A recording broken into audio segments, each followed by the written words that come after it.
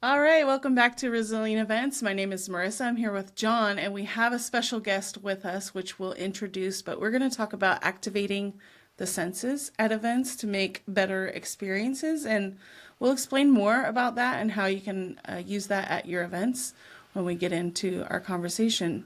Welcome back, John. Awesome. Good to be here again. I think it's only been a couple weeks and we're at episode number 33. We're going to make 100. It's going to happen. We're going to hit Yes. three digits one day. Yes.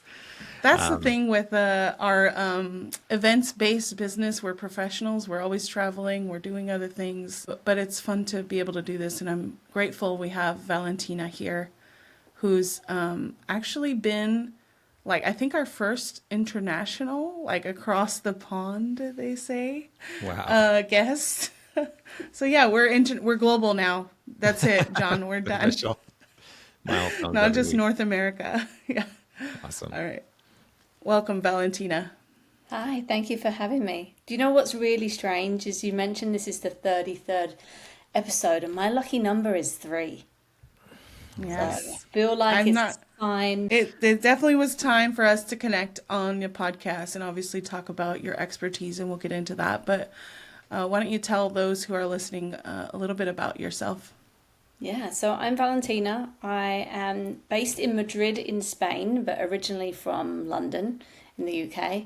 And I've been in the events world basically since I organised my high school prom No and way. decided then that's what I wanted to do, but didn't really get into it until I went to university. Went and worked on cruise ships for a while in the entertainment department, and then finally set my foot on land and stayed there, and pivoted into community building during COVID, and then since I guess the middle of last year decided, you know what, I just want to do events. I want to full circle back, and that brings us to now where in January, where I wasn't really doing much, I decided to start a company because why not? And Yeah. I'm now a freelance event professional that does both online and in-person events, willing to travel. And yeah, I specialize in turning events into experiences because there's so many events out there right now, or there has been, there will always be, and you have to be able to stand out. And I like to think about the little things that can really turn an event into an experience, which ties into our topic today. Awesome. Yeah, thank you. Interesting. How long were you on cruise ships? It was on and off for about 8 years. Wow. Yeah. It was fun. It was really fun, but it's yeah, you're constantly meeting new people. You're obviously on a cruise ship for about 6 months at a time, and then you come home, and it's a vicious circle. If anyone's listening who's worked on cruise ships, you're like, yeah, just one more, and you just keep going back because it is very addictive. But I've met some great people from all around the world. It's amazing how 1,000 plus crew members from lots of different places in the world can all work very well together when they don't actually know one another. Yeah. Right. And yeah, if I ever did like a world tour, I think I would have a free place to stay anywhere in the world, because those people, even though you don't see them maybe ever again, if you were to see them, it was as if like you just saw them yesterday, which is really Yeah. Yeah. nice. Got Yeah, it. I, That's I really get cool. that from, I just got back from an events industry event. It's kind of like meta there.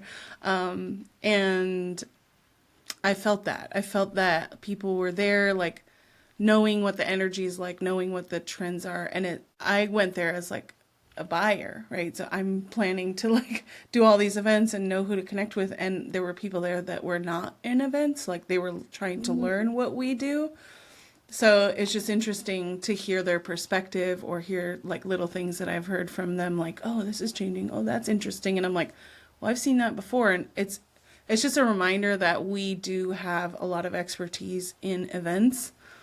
And sometimes we just have to keep talking about it to the people that are not in events or just in general, because, we just assume that everyone that we talk to knows what we know, right? So I'm glad to talk to you today about our topic today and your expertise. So, John. Yeah, and so Valentin, you mentioned like one of your areas of expertise is like activating all the senses at events. I'm interested as where that began. Like, where did You just Where did like it decided to begin? go kind of that extra layer on events. I don't know. I think it's something that developed over time. Being quite a perfectionist myself, which I know a lot of us are in the event space, and really trying to elevate your events every time, you start to think, what else can I do that can make this different? And you start to, if you start to think about, okay, what do we usually have at events? First thing that comes to mind is food and drink.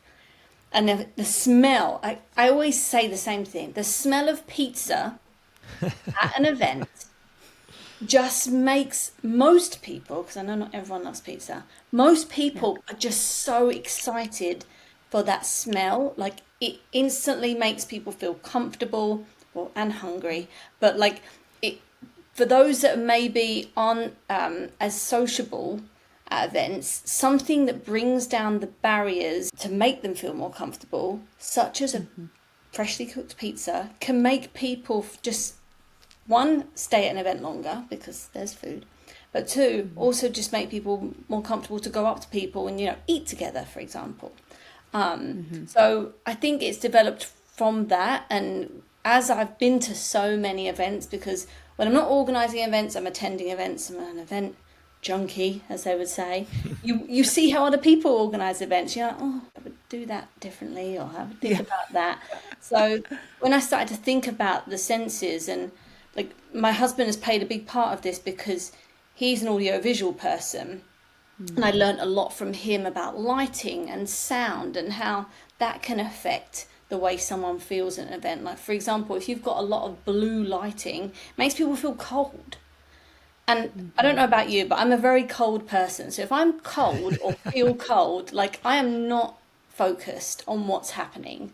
So something like switching up the color of your lights can really help the experience that an attendee has when they're at your event. The last thing you want is someone to leave because they felt cold, even though they weren't cold. And that doesn't take much just to do that. So yeah, it's developed over time, and I think it's something that maybe a lot of event organizers don't necessarily have the time to strategize or think about. I mean, we do a lot if there's only one of us or a small team organizing events.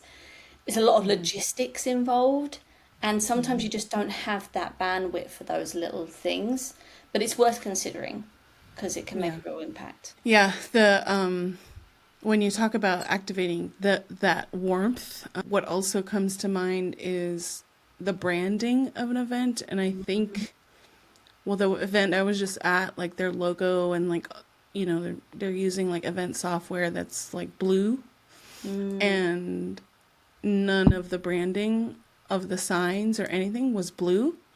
And I was like, okay, like this is like, when I looked at the signs, like it was like this pink like gradient with purple, and it was like energetic, right? Like it makes me want to walk into the room and be like, this is going to be fun. Like this is, and okay, maybe I'm a girl and like that resonates with me, like pink and purple, but I wonder if that like switched at some point where they're like, okay, we need to have it different, so it's not branded specifically like our logo and our website and all of that, and let's make it different in that sense. And Yeah. who knows, like, I mean, I walked in and was like, yes, okay, like I'm here at this event and I want to connect. But yeah, I'm sure my visual side was like really triggered, or not trigger's the wrong word, activated. Yeah. I'm just picturing a in that mood sense. board right now. I want to see what different lights make different people feel different ways at Yeah. different in different spaces. It'd be interesting to see. For me, it's purple and green is rock show, right? So I'm excited if I see purple and green lights. It's like it's kind of has that Yeah. excitement level to it, right? I'm definitely a yellow person. I feel like a lot of people, a lot of events use yellow because it's bright. It does make people feel a bit warmer as well. And just for me, it brings happiness. So if you use yellow anywhere in your logo, or I mean, yellow lights in general, and like would probably be cast as like normal colored lights almost. So yeah, yellow for me is like, okay, I'm ready. I'm upbeat and happy. Yeah. And sometimes you're mixing in lighting from the venue. Like this was in a conference center, right? So like you had the fluorescent, not, neutral lights, but they definitely helped with all the branding and the signage and stuff like that. What other senses do you help people, or do you think is essential for activating the senses outside of our visual? So touch is really important, and I feel like if you were coming to an event, you could physically touch something, and this could be connected to swag or merch that you might give out, but like activations at your event that can really help people connect much closer to whatever the event is.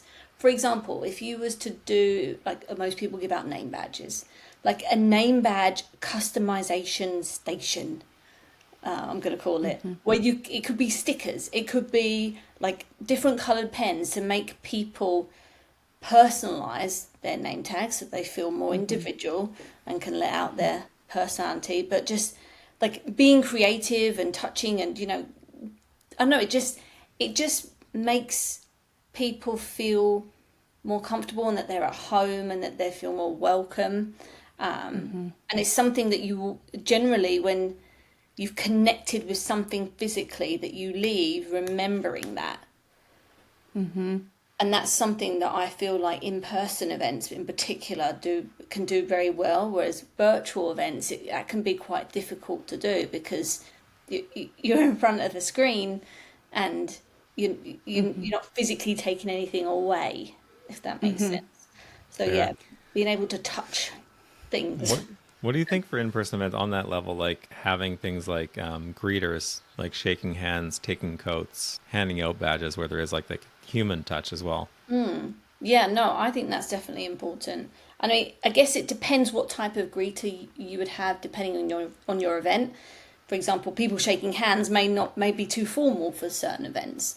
But there's something that that a fellow community professional came up with called community connectors, which you could call event connectors in this case, where they're specific people that are there to welcome you, not necessarily take your coats, but they're the sort of people that come in, connect with you, and then connect you to somebody else. So if you're coming by yourself and you don't know anyone, and you're not the sort of person that would walk up to someone and be like, "Hi, I'm Valentina," they basically get to know you in a few minutes and then pass you on to someone else. And that way, if you're ever feeling a bit lonely throughout the event, you've got no one to talk to, you know somebody you can go and talk to.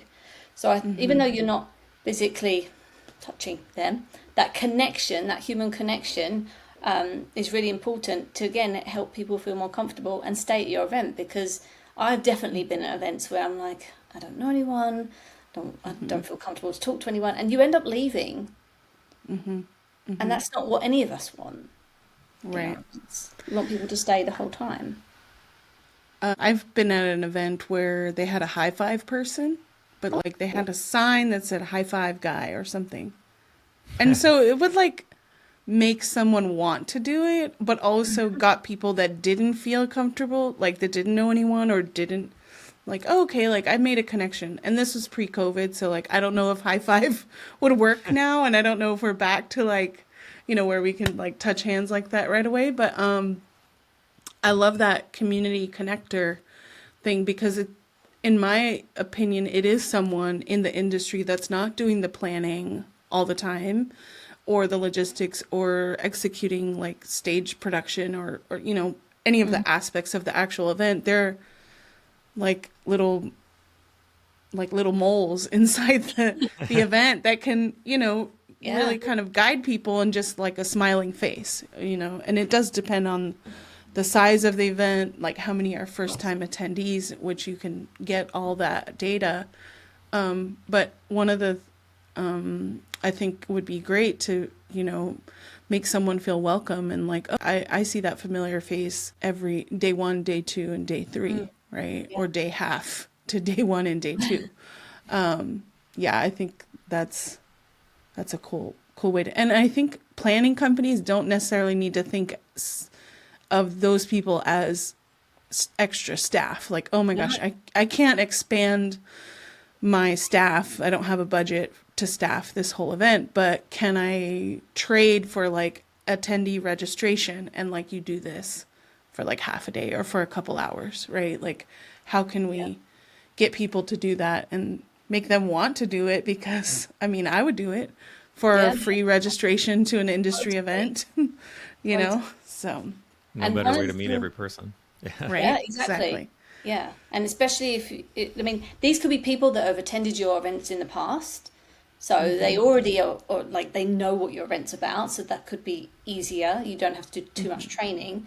Or if you have an existing community or newsletter of subscribers, you can reach out to them. But one thing that has worked really well is to announce who those people are going to be before the attendees get to the event and share their picture so people know who to look for. And that's really important. And yeah, again, somebody that isn't involved in the organization, because otherwise they would be distracted doing the organization Right. part, which is not the point of this particular role. Right. But yeah, volunteers in exchange for a ticket is a great way. Awesome. What do you think? We didn't like touch on sound really. I was gonna Any ask. like there's definitely what you can think of with events. One of them is like walking in, you kind of hear that chatter. Sometimes that can like build the excitement level. If you're the right type of person, maybe it can kind of scare you Yeah. away. The wrong type of person. And then obviously background music, bands, like all these different things that can be happening at events. It's almost like sometimes some events can be like almost like carnival atmosphere where there's like a whole bunch of different sounds happening. Any kind of thoughts there around like what sounds, what you want going on in like what you want the people to the auditory senses to get put people in the right mood. Well, first of all, you should always have some type of music at the very beginning of your event, because generally it's going to be quite quiet if there's not many people there. And I can't tell you how weird it sounds to walk into an event as one of the first people and there isn't like a hum of anything yet. It Yeah. doesn't have to be mega upbeat. I mean, obviously, it depends on the type of event you're doing, will depend what kind of music or sound you have in the background, but something low level that's not like you can hear crickets, because that's happened in the past. So that's my first tip. And then I think it's important to make, I mean, thinking about it now, I would have as either like a theme song of sorts or theme like a playlist of songs that all kind of connect, because sometimes I've been to events where this music or whatever's going on in the background is so disjointed that it doesn't quite fit with what the event is about. And then thinking about how loud it is, because if it's too loud, then people can't have conversations, they can't hear each other. And you know, if you have anybody there that has accessibility needs, like you're not really catering to those people, and then people don't want to shout. We're not in a nightclub, unless that's the type of event you're doing. But yeah, keeping it to a low level, or like what I would call, you know, an ambient level. And then between different sessions or activations, having some sort of music that connects everything together can really help. And like, please, please, please don't just stop music without fading it out. I have this big like ick, I guess, around it, where people just stop the music, and I'm like, no, just fade it out slowly, fade it in slowly, because that's very abrupt. It can make people feel a Yeah. bit like, oh, what was that? Like, So, yeah. bit triggering, you know. So just fade in and out, and keep it to an ambient level. And you know, if you're going to have like live music, is always great. I have a big admiration for people who are musicians. That can be really nice to have. Again, depending on what kind of event you're doing, but yeah, but you can easily put together a Spotify playlist. Yes. You could go from either side. But yeah, something in the background is important. I would say at all times, unless somebody is physically speaking on a stage, I don't think it warrants it then. But yeah. Fair. Yeah. Like about the buzz, on your point about the buzz, I don't know. I haven't been keeping tabs on the sound levels, but this last event, because recency bias, they had carpet. And I know some events don't have carpet like throughout the floor or through like the event spaces, the activations and all that. And it was like a hum, even with all the sounds, like like there was one floor for everything, sessions, activations and like meetings and stuff like that was one area, but it didn't seem overwhelming Oh, because good. I think the carpet helped. Yeah. But I know it's expensive for carpet. So Room that I big. think, you have to think about that. Like, what are you going to side with? Someone's comfort level of sound levels when you have a full room of 3,500 people, or are you, you know, gonna have to deal with people being overloaded with sound and not being able to really connect with people, right? So you have to kind of weigh that. Yeah, I'm just like, oh, it actually, and a real DJ. You talked about like having music like fade in, fade out, and like I think I've seen some events where they have like real DJs, and DJs know how to mix, like Yes. not Yeah. just like Spotify, like here's this song, this Mm-hmm. song, this song. It's like they know how to mix in the songs, and it's such a better experience than like you're playing song one to song two, and Mm-hmm. it's just like two And they can different read and genres. they can read the room if they're any good at it too, right? Yes. Yeah. And if you do an after party of sorts, like if you've already got a DJ there, you can, kill two birds with one stone, as they say, by having somebody there during the day that kind of, what's the word? Comfortably kind of goes into the next bit. It's not like, oh, we need to stop and now the DJ has to set up and that takes him or her 15, 20 minutes. It just very nicely goes into the next kind of activation, which is really important. You don't want to have starts and stops, too many abrupt starts and stops at an event. It should flow quite freely. Right. Fair. Exactly. I object to the kill two birds with one stone. We're vegans, so we don't like to talk. I'm just kidding. I was trying to think of another way to say that. Something you I say was in trying to the think of one UK. too. I can't come up with anything. Yeah, I don't like. Yeah, I don't know. BOGO, buy one get one free. There we go. There you go. There we go. Awesome. But the next thing that we wanted to talk about today was like post event, kind of keeping the keeping it going afterwards, keeping the buzz going afterwards. What are your thoughts there? Like, how does that happen with an in-person event? How does it happen with an online event? Or like, what do you think that planners should know about like how to make improvements over this? Like, what can they take away? So I think, first of all, planners really need to strategize around what is going to happen after the event. And again, it's something that I feel like a lot of times it gets either forgotten about or that people just don't have time to do. But it's so important because if people really enjoyed an event and they leave, if you don't follow up or if you don't remind them via social media or like a newsletter or within a community space, that buzz, or what I like to call the afterglow, it just fades. And that's really sad because if they've had a really great experience, whether it's been a day or 3 days, you want them to remember that for weeks. Because if they remember it and they can continue to remember it, they're going to go and tell other people about this event, which is going to help with driving more attendance for the next events, which leads on to the point of having another event scheduled that you announce or mention at your event. Like that, for me, is one of the most important things because you've got people there and hopefully they've enjoyed it and they're already thinking, when is the next event? So do yourselves a favour and already have the date and the event page ready. Whether you've decided on like a solid topic or who's going to be speaking there, I don't think that necessarily matters, but like saying, you know what, we hope you enjoyed this event, come and join us at the next one, I think is a great way to keep that buzz going because they know when the next one is coming. Hopefully, throughout the event, you've been capturing content, whether it's, session recordings or you've had a photographer or videographer there, sharing that after the event in the next week or 2 weeks can really help, remind people of that experience. And if people love being in photos and videos, like people feel very kind of like famous if they're been packed by the official photographer. So I think that's really important to share. And then also encouraging attendees to share their experience because we've all got our phones. We're all taking videos and photos, getting people to share, using a hashtag to keep them all together if that's what you use.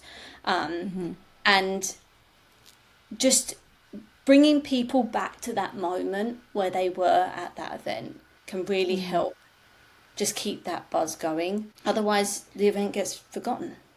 I really Yeah. like the idea of sorry, Marissa. Go ahead. I really like the idea of like booking the next event when they're at the event. Like I used to go to some monthly events, or like it was very easy to be excited at that event, sign up for the next event, even when you didn't know what the next topic was, but you knew it was going to Yeah. be the right people, right? But what are your thoughts on doing that? Like, what if the event is only annual? How do you get people that excited for something that's a year away, or like do you do smaller stuff in between, or what are your thoughts? I mean, I feel like if you were doing an annual event, this is more likely quite a big event, such as a conference or a summit. So I would still announce, like, we're going to be back here next year on this date. And if, depending on what the situation is with tickets and if it's a free event or a paid event, like if it's paid, for example, anyone that signs up that day at the event for next year gets it at this price, because people are again, as I said, in that moment where they're loving it and they're like, what's next? So you're more likely to get more sign-ups by doing it that way. That being said, I do believe that smaller events now in 2024 can create a much not a much better experience, but a deeper connection between attendees at events. Now, this all depends on what you like. If you're used to doing just an annual event, maybe smaller events are not something that are going to work for the organisation you're working in. But smaller events, making them exclusive invite-only events where people have to apply to join. Like, I don't know what it is about, you know, saying, okay, apply to join this event and we'll let you know if you get in. Like, people feel like, oh my God, this is like I'm like a celebrity. That's something you could do. Even if it's a small event. Some people even do like post-event events, like a wrap-up event after the event, which happens like a few days later, and that could be an in-person event, that could be a virtual event where you bring in, you know, a few of your speakers to recap what happened. It's a chance for people to have a little bit of a rest and then come back and connect again together. That's another way to continue the buzz. But yeah, even if it's a year out, I would still plan that, because I would hope if this was a big annual event, you are already thinking about the following year. Right. If you're potentially using the same venue, you would book it in a year ahead. My thought process when you were talking about events, or before John's question was, you know, how do you keep the buzz going? And, you know, this event that I just went to got the survey the next day. I was at the airport, so I was like, that's fine, I'll respond. But like, what if you're still decompressing? You don't have like the words to say your real feedback. I was thinking, you know, like if you want real feedback, invite like 1% of your attendees. Let's say you had 3,000, you invite 30 on a virtual call to get like real feedback. And that is like an invite only, or like, you know, and you can like offer the next year's event or a smaller event, and that does continue to create the community that we're all looking for, right? Like, I'm going to remember those 30 people, or there's 15 people. Maybe you live stream it later, maybe it's a podcast. These are things that are just running off my head based on what you said, because you're still activating senses in that, you know, going back to the original topic they were talking about, you're still activating senses because you're doing some type of connection virtually through a screen or visually, and really getting someone's true thoughts, not when they're like exhausted after day 3, right? No, So, I feel like that's a really good point, because you people send out surveys when it's fresh in their mind still, but it's maybe too fresh. Like, I remember when I went to my very first like in-person conference, like after the first day I had to go back to my room and I was like, I can't deal with this, is too much. Like, it's very overwhelming. You're trying to take everything in, you're trying to make connections, you know, it's a long day of being on your feet and just, you know, being sociable. So yeah, I think there's definitely a question around when do you ask for that feedback and how do you do it? Because not everyone wants to fill out a survey. right. Some people prefer to just talk. Some people might like if you were invited to have a coffee in a group setting in, you know, in the place near where the conference happens. So I feel Right. like trying a few different things that are within your means can really help get the feedback that you want, that's going to help you build better events in the future. Right. I actually really like the idea of just like a post-event coffee, like next day, Yeah. just a debrief. Some people might be in town for an extra day, Yeah. have that invite open, and I think a lot of people might want to do that. Actually, and it would just Yeah. cost you the coffee. Yeah. Right. Yeah. That's a good strategy for your clients at Notre Dame. Cool. I don't have any other questions. John, did you have anything else you wanted to ask No, I think Valentina? I think that's most of the questions I wanted to ask. I really like the idea of somebody with the name Buzz in their company name. I like the word you use instead of Afterglow. I like that. Yeah. I think there's a Yes. song. I think I came up with it because isn't there a song that's they sing something that says afterglow in it? Because I was trying, I It's wrote a blog post on it, and I was like, what could another word for buzz be? Because everyone yeah. uses the word Ed buzz. Sheeran. Ed That's Sheeran. it. Yeah. I'm actually going to see him next year here in Madrid, which Nice. is ironic. But yeah, I just like the word afterglow because you like, as an attendee, you're hopefully got this like glow around you when you're leaving the event. Whereas I feel like buzz for me connects to like caffeine and being like really like There are other things, yeah. energetic, which you're probably not at the end of an event. But hopefully you're leaving, both the organizer and the attendee, like that you're glowing because you enjoyed the event or the event went well based on what you planned. Yeah, I like it. Aim for Afterglow. Yeah. There you go. Yeah. Can't fail. Hey, look, we just got a little tagline for Aim for Afterglow. Oh, great. Valentina, how can people connect with you? And you mentioned your blog just now. If you want to plug that, let us know how we can read about all of your expertise and insights. Yeah, so I'm quite active on LinkedIn, so you can find me at Valentina Ruffoni. There aren't many that look like me around the world with my name either, so I'm pretty easy to find. And I don't post much on the blog on my website, but it's beyondtheevent.co. And yeah, that's about it. Thank you, Valentina. Awesome. Well, thanks. I think so everybody can find show notes where? rizpod.live. .live, And connections to Valentina's pages. Yes, and we'll have all the links in the show notes also of this episode. And if you follow us on Instagram, rizpod.live. Thank you for joining us. Bye, guys. Till next time. Bye. Bye.